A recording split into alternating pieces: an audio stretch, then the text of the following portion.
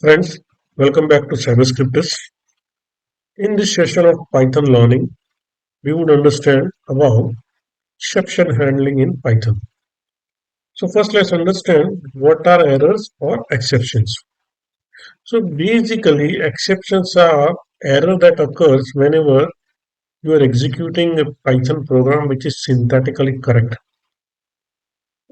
What it means is you have a Python program which does not have any syntax error, and during the runtime when you are executing it, something unplanned, unexpected happens which can terminate your program. So those are errors or exception. So why is it important? Because your program might be taking input from lot many things. You might be reading some file, you might write to a file, you are reading a socket, you are passing some information to function and expect function to return certain things. And the other function may not expect it work as expected, which might result into exceptions and which could result into termination of your program. So in any sort of program, it is very, very important to handle these exceptions. So let's just go ahead and see how you can handle exceptions in Python. So generally in Python, you have try except clauses, which helps you to manage your exceptions. So how it is done is you write your try and you have a block of code. Then you have accept and then you have block of code. These two are mandatory. The else and finally they are not mandatory. So we'll come to that. So what you do is basically you write your code in the try block, and if any exception occurs, this part would be executed, the except part. But your program won't terminate. It would keep executing after your try catch block. So let's say you are doing something, you are dividing a number, you are dividing two numbers, and the denominator is passed as 0. Now you know you cannot divide any number by 0. So what happens is Python gives a exception, raises an exception that this is coming divided by 0. If you don't have a try catch block, your program would terminate.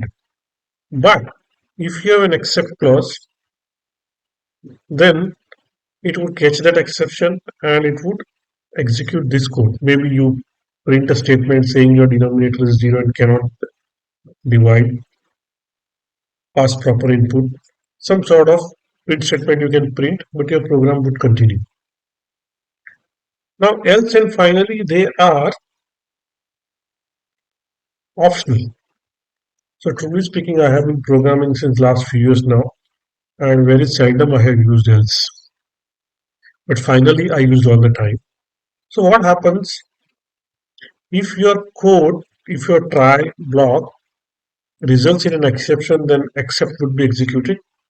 But after executing all the statements, if you don't find any exception, then else part would be executed. But in any case, either one of these would be executed, either the except part or the else part. Both cannot execute. And the last part, finally, it executes always. So, for example, generally, I use this finally clause to clean up for cleanup. So, I may have used some objects which are not required now, or I may have opened some files or sockets which needs to be closed. So, all the stuff I do it finally.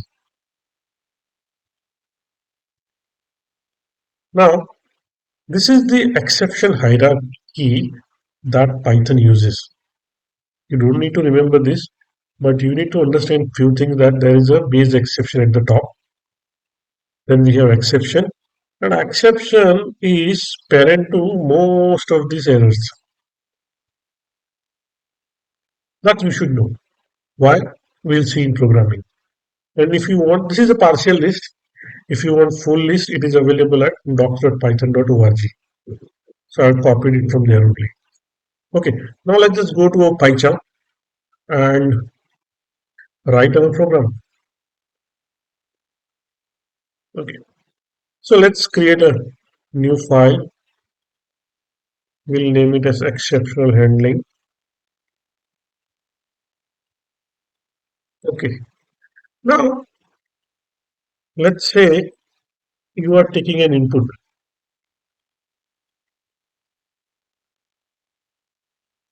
Enter your age, let's say. This is a very simple statement, right? And we will print X. And let's print one more statement.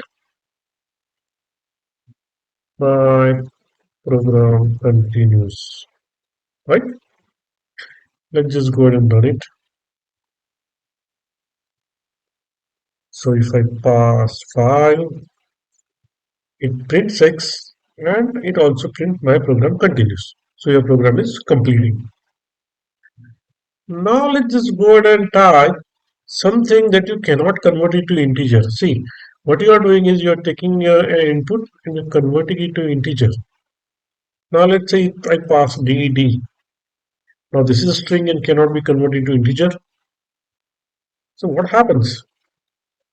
My program terminates at this statement. See, X is equal to input, enter age, and it has given value error, and my program terminates. Now, if something happens this way in your program would terminate midway and it would be a big problem. So what you can do, you can use try except blocks to manage this exception. So let us do it. So our try would come first, then you execute your try block, then you accept, and let's just let us not write anything here. So what happened now? Let's see. Now if I say DD, it would raise an exception. Okay, so it is now saying X is not defined, not defined X is equal to 1. Okay.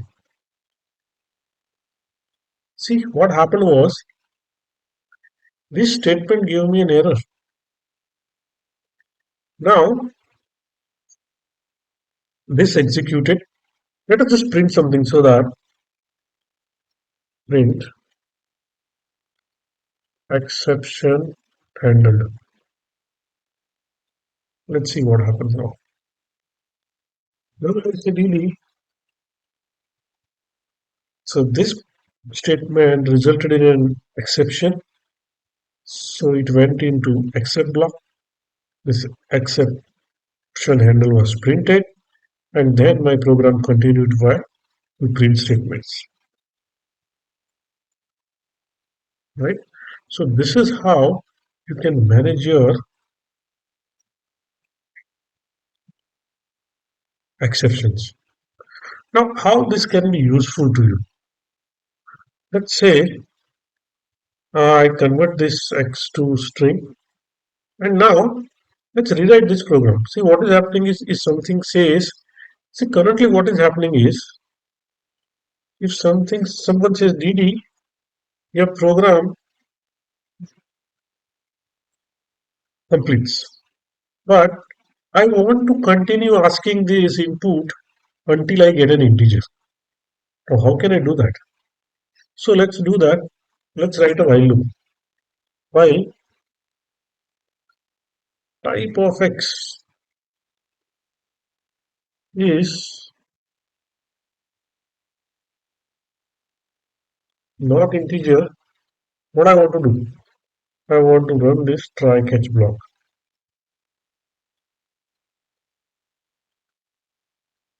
See now what happens. Let's see. Let's run the program, then I'll explain you what's happening. Now I say DD, it will ask me again, enter your age. Maybe let's put a proper statement here in the print.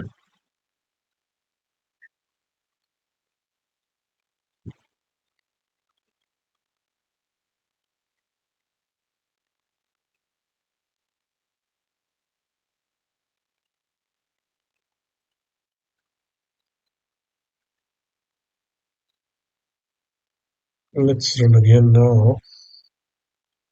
See, now if someone types, it prints this statement, and but my program continues. So my while loop is continuing. My while loop will continue till x is not integer. So till the time somebody gives me an integer, my program would continue. As soon as you give me integer, I'll come out. See, so this is how these things helps us. So what we did here was we put this thing into loop because I want to continue asking the user for his input till I get right input. So if he gives the wrong input, I cannot try accept and it would continue. Now let's see some other exceptions. First is let's say your syntax error. Try. So instead of print, I want to type en. So I made a mistake. Wrong print. Anyway, this is not going to be printed, right? Now let's accept. And here I am. First, let's see what error we are getting, and then let's write our try block.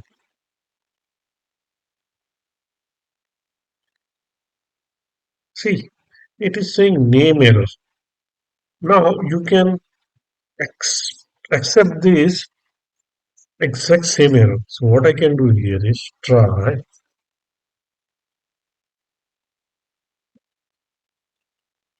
accept. Now this is name error, right? This is name error. So let's just write it here. Name error.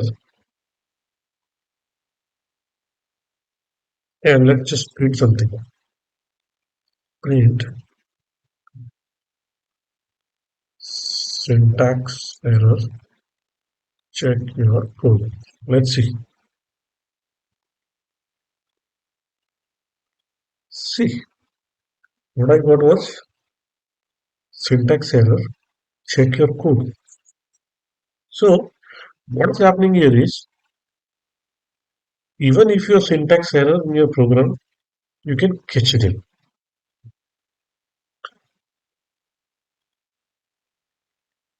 Now next set of errors, let's try. Let's first just try. So let's say I have a dictionary. The dictionary has a key A with value 1. And and I'm printing B, key B. Now this key is not available in dictionary. So what will happen? What will happen is I'll get key error because I'm looking for a key in dictionary which is not available. So you can handle this key error using your try can block again. Try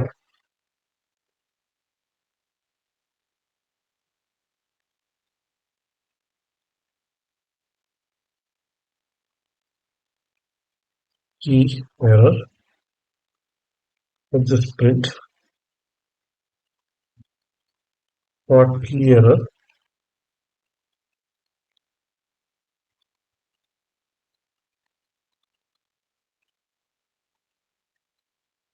If you want to use that exception and you want to exactly print from where it generated and trace back or the name of the exception, you can use S key and then you can go ahead and print it.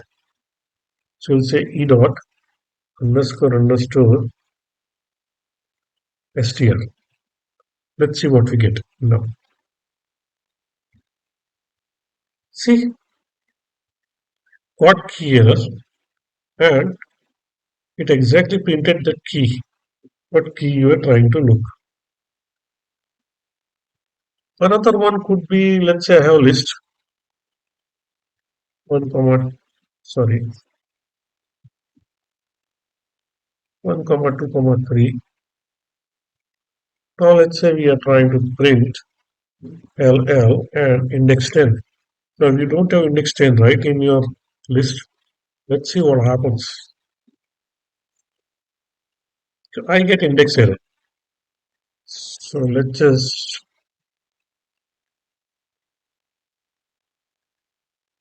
go ahead and manage it.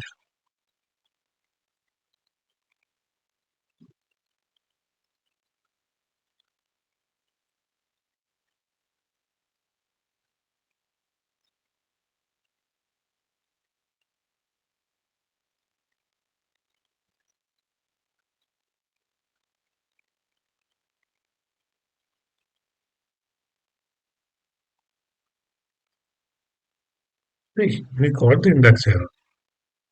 Now, why I showed you that hierarchy of exceptions. You remember, right? We saw in PPT the entire hierarchy. Now, why is it important? Now, see, if an index error is generated, it would be handled by the index error. But you might have multiple statements in your try and you don't know what line would be generating what kind of exception. Let's say instead of LL here, by mistake, I typed 11. So this is not going to give me an index error because 11 is an integer and we are trying an index on integer. So we are going to get a different kind of error. Let's see what happens. See, it says syntax warning index object is not perhaps you missed a comma, right? Now, what you can do if you don't understand something, you can catch its parent. So, what I can do is let's catch exception as E and also print rendered general exception.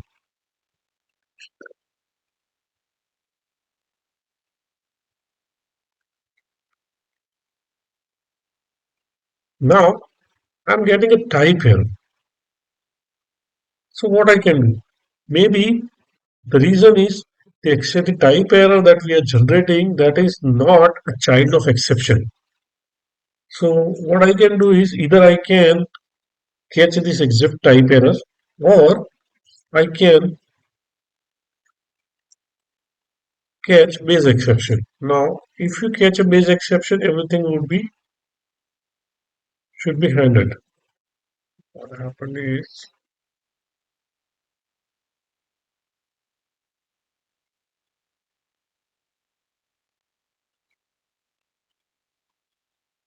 so so this was a warning, syntax warning, but this is your exception.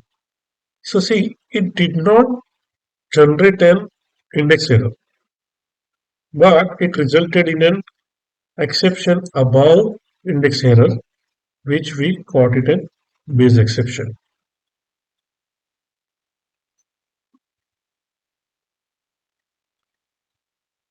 Now let's try a use case. Let's say I want to write a function divide numbers div x comma y and it prints out result is equal to x divided by y and let's just return result. So it is a very simple program and I say 10 comma 2. Let's see what happens. Let me just change this back so it does not give us error.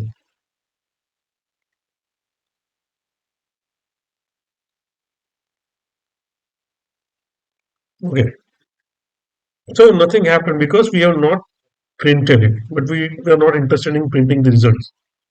What we want is, are we able to handle the exception or not? Now, let's say I am passing div 10 comma 0. Now what happens? It says 0 division error. So let's just go ahead and handle it in our code. So I said try and SAP zero division error. I'm just going to print error cannot divide by zero. Now let's see what happens. See,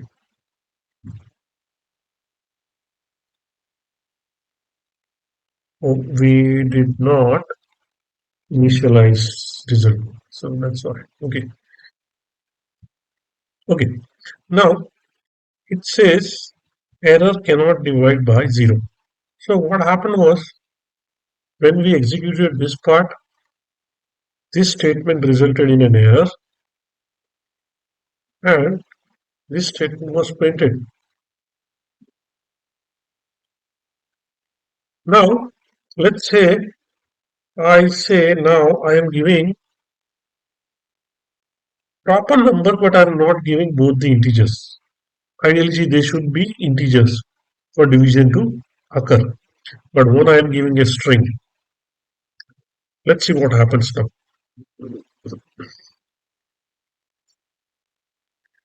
Now I'm getting a type error. So zero division error is gone. Now this is a type error.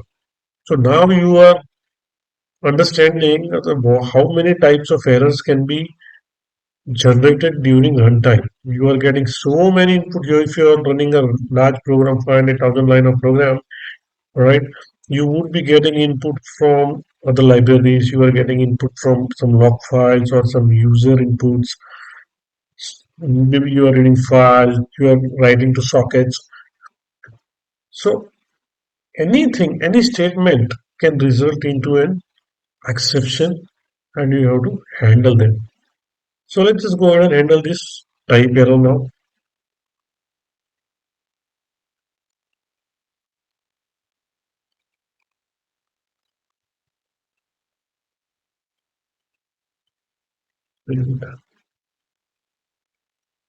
Error invalid data types for division.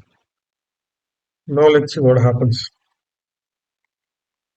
Now this statement 10 0 resulted in this error, and our last statement string and integer 2 resulted in this error. But your program would continue even after this. Now let's quickly look at else and finally part as well. So else print. So else would execute only when there is no exception in try block, right? So that means your division is successful. So if the division is successful, then I would say the result of x divided by y is, what is it? Let's say finally. So finally something that always executes. Let's simply say this block always executes regardless of exceptions. Let's see now what happens.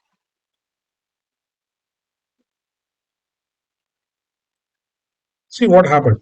Let's start with each of the reference to division. So first 10 comma 2. This was a perfect inputs and it resulted in no exceptions. So this does not generate any exception here. So your else would get executed. And here we got the result of 10 divided by 2 is 5. We got that answer. Now, finally would always execute whether there is an exception or not.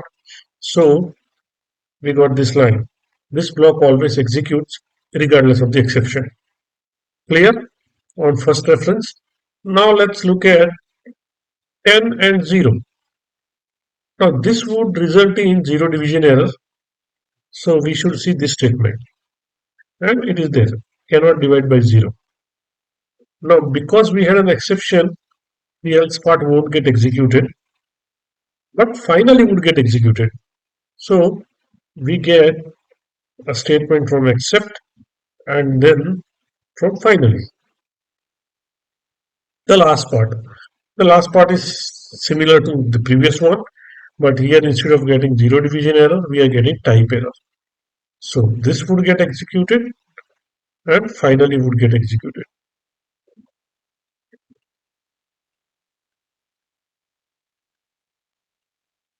Now, see, if you handle parent exception, then the child exception won't be executed. For example, if I say base exception here, see base exception is the parent of all the exceptions, and I say base exception handled.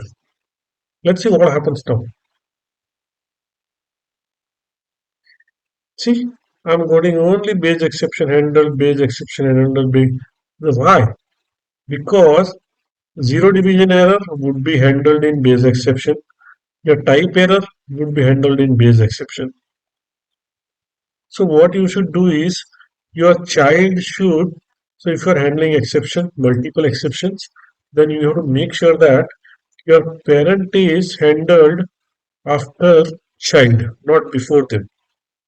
So this should be the proper exception handling order.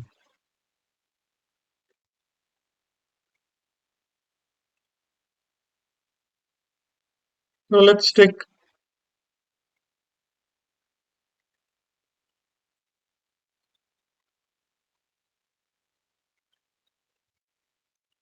so I can do it like this.